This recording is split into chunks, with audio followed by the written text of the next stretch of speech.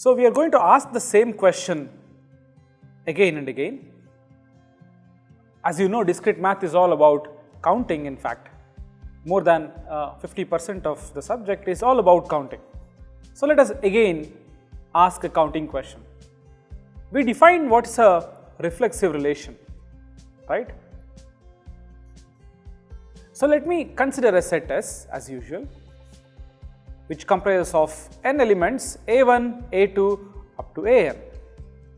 And now I ask the question, what are the total number of reflexive relations on S?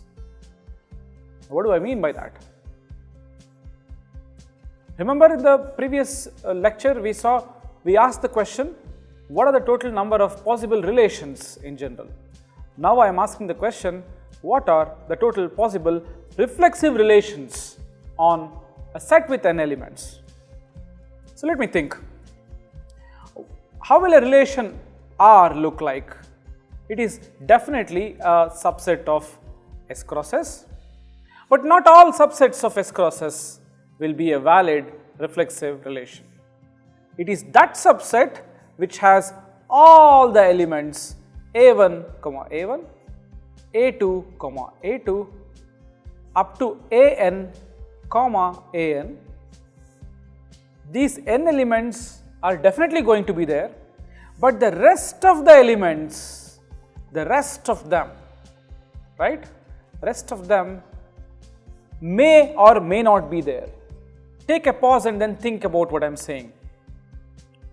These n elements must and should be there, right? But the rest of them may or may not be there. And all possible ways in which you can put the rest of them, in quotes, rest of them, in all possible ways in which you can include this is what makes all possible relations that are reflexive. So what is that? That's going to be straightforward. In S cross S, definitely you need to include a1, a1, a2, a2 up to an, an.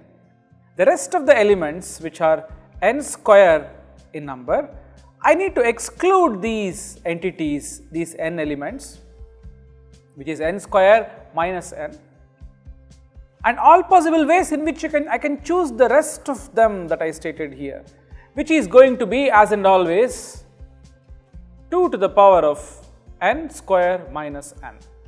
So the total number of reflexive relations happen to be 2 to the n square minus n. Again, why? That's because I need to put these n elements for sure, and the rest of them I have 2 to the rest of them choices. The rest of them happens to be n square minus n, and hence the answer for my question happens to be 2 to the n square minus n.